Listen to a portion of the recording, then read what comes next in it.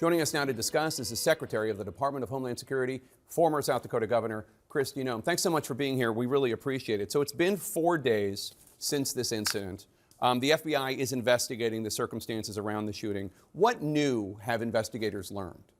Well, I would say the FBI can give you the details of the investigation, but what we do know is that this was clearly a law enforcement action where the officer acted on his training and defended himself and his life and his fellow colleagues. It's a tragedy that this family has lost a loved one and that our country is dealing with the situation. But that's why we need our leaders to turn down their rhetoric. We need individuals and elected leaders in Minnesota to start partnering with us so that we can do law enforcement operations on the streets to protect the citizens that live there. On the matter of partnering, state and local officials in Minnesota are asking to be allowed to participate in the investigation into the shooting alongside the FBI. The Minnesota Bureau of Criminal Apprehension said in a statement that they've been denied access to evidence in the case. It is normal in investigations like these to be done with federal officials working in tandem with state and local officials. According to the governor of Minnesota, the mayor of Minneapolis, and the State Bureau of Criminal Apprehensions, DHS is not doing that. Why?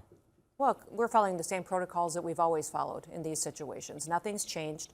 We do our investigations, and the federal government continues to do that with the Department of Justice. So you don't work with locals?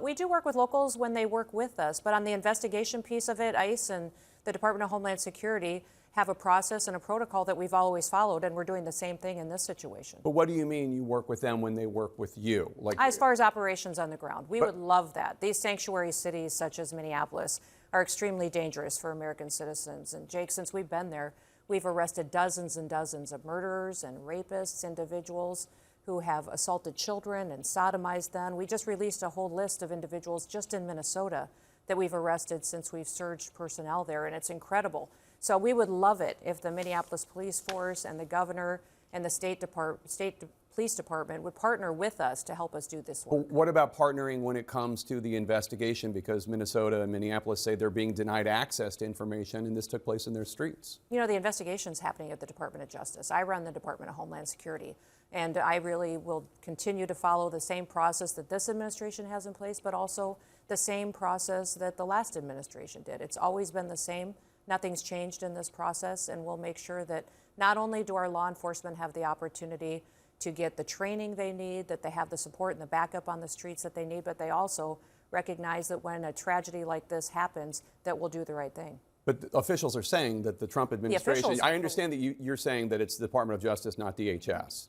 But officials are saying the Department of Justice is not working with them. Should they be working with the locals? You know, I would say that these locals, if you look at what Governor Walz has said, if you look at what Mayor Frey has said, they've extremely politicized and inappropriately talked about this situation on the ground in their city. They've inflamed the public.